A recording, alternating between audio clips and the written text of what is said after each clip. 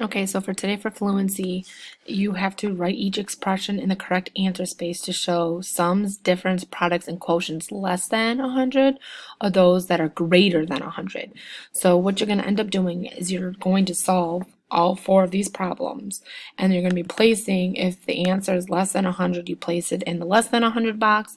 If it's greater than 100, you'll place it in the greater than 100 box. Okay, so we're going to start off by solving 15 and 46 hundredths plus 75 and 2/10. Okay, and you're going to need to do work off to the side. Okay, you're not going to be able to fit it all on this slide, unfortunately. So we're going to put what we can on our slide, and we are then going to do the rest off to the side of our slides. Okay, because we have to show our work. So we have 15 point 4 6 plus 75, and remember the 7's in the 10's place, the 5 is in the 1's place, so we have to make sure we line it up based by the place value. And when we are finding the sum or adding, we line up our digits and our decimal point. So you put 2, and then you'll put a 0 below it, or as a placeholder, and then you're going to begin to add. Okay, so we have, let me move my 0 so it looks a little bit more makes sense. Before we start adding, we need to make sure we drop our decimal like it's hot, drop it down, drop it down, drop it down. 6 plus 0 is 6. 4 plus 2, 4, 5, 6. 5 plus 5 is 10.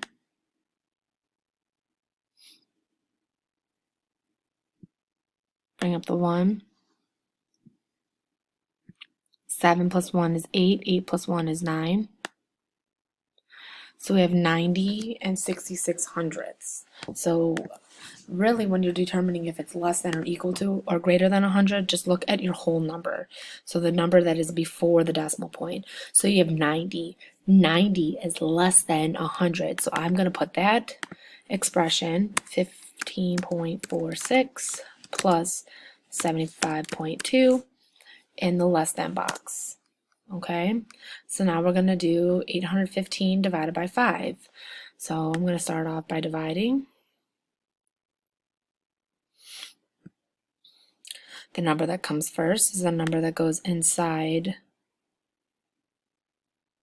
our box.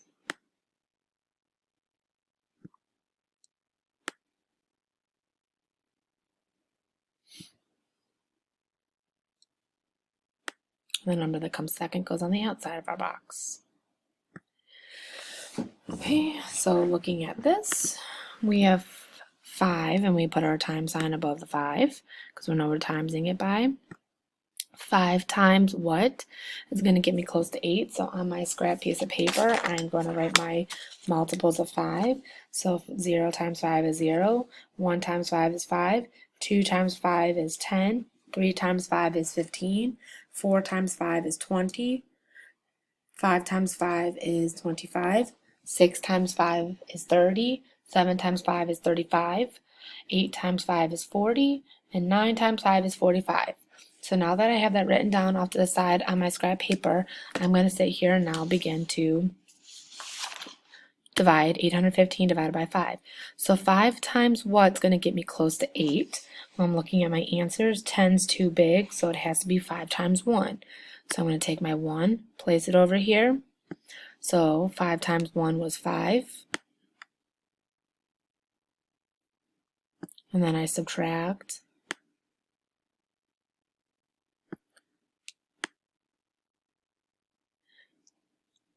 Eight minus 5 is 3. So I'm going to put my 3. And I'm going to bring down my 1.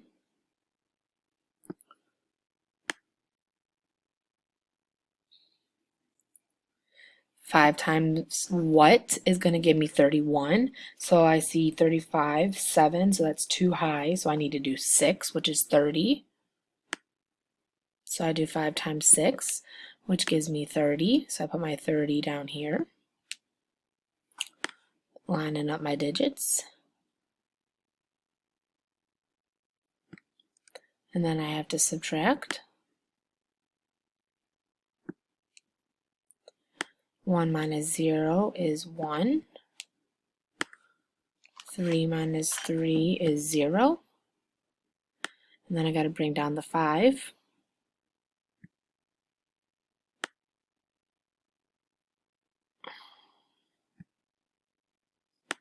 Bring it down the 5. Gives me 15. So looking at my multiplications, 5 times 3 gives me 15. So, and then I put my 15 below it.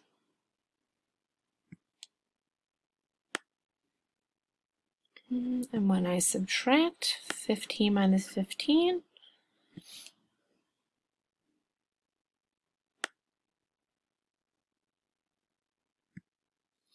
I get 0.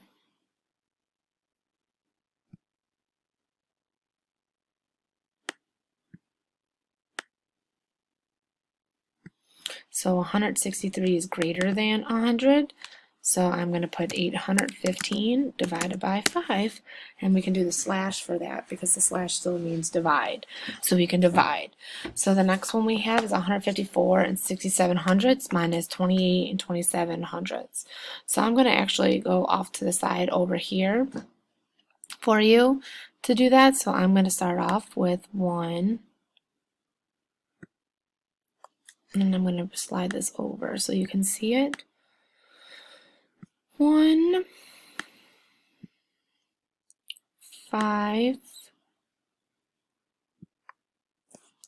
4, and then I'm going to put a point or a decimal point, 6, 7, and I'm actually going to move this over for you so it's not completely on those numbers. When I subtract, I know I need to line up my decimal points, so I'm going to put my decimal point down. And then the 8 is in the ones place. I'm going to put the 8 and the 4 underneath the 4. And then I have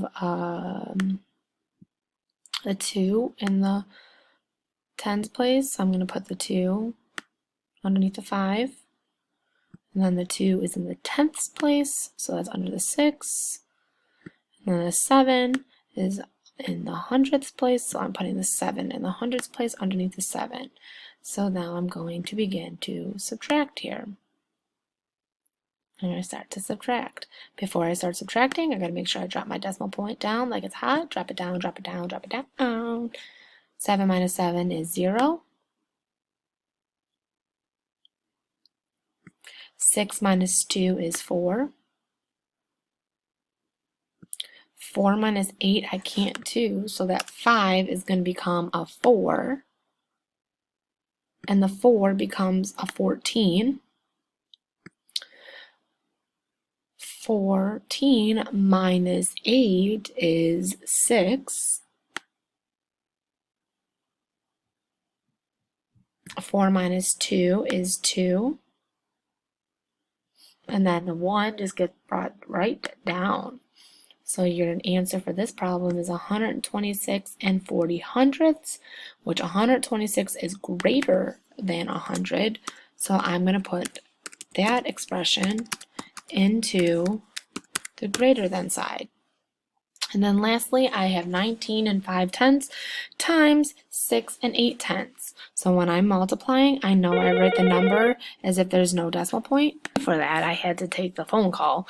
But back to the problem, we had 19 and 5 tenths times 6 and 8 tenths. So when we multiply, we want to make sure we write it without the decimal point. So we write it with whole numbers. So we have 1, 9, 5, and then we're timesing it by 6 and 8. Well, 6.8, but we're making it so it's 6, and so it's 8. Okay. I'm going to bring that up because I'm going to need more space. And then we're going to begin to multiply it. 8 times 5 is 40, so I put my 0, and I bring up the 4. 8 times 9 is 72. 72 plus 4 is 76. So I put my 6, and then I put my 7. 8 times 1 is 8 plus 7, so you gotta do 8, 9, 10, 11, 12, 13, 14, 15. So we get 15. And then you put a 1. Okay, another number means we have to have another row. So to make it another row, we have to add a 0 and to stay in line with our place value. So now we have to do 6 times 5, which is 30. So you put your 0 and you put your 3. So I'm actually going to delete that 4 and put the 3 up there. And then 6 times 9 is 54. 54 plus 3 is 57. So you put your 7.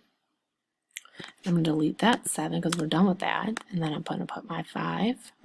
6 times 1 is 6. Plus 5 is 11. So I put my 1.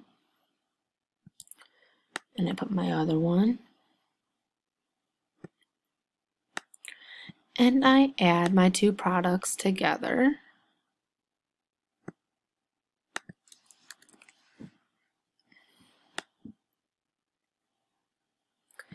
Zero plus 0 is 0. 6 plus 0 is 0. Oh my goodness, 6 plus 0 is 6.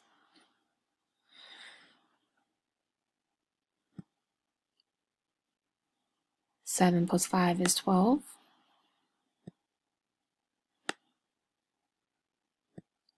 1 plus 1 plus 1 is 3.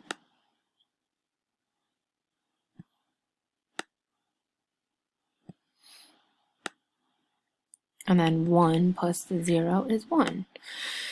And remember, we have to count the numbers behind our decimal points. So we have 1, 2 in our original problem. So that means we do 2 swoops. So right now it's a whole number, so we got to do 2 swoops. 1 swoop, 2 swoop. So our answer is 132 and 60 hundredths. So 132 is greater than 100. So that problem, or that expression, is greater than 100. Okay? So to have all the work and the answers in the correct box will get you full credit on this question. I know it's a lot, but I know you can do it.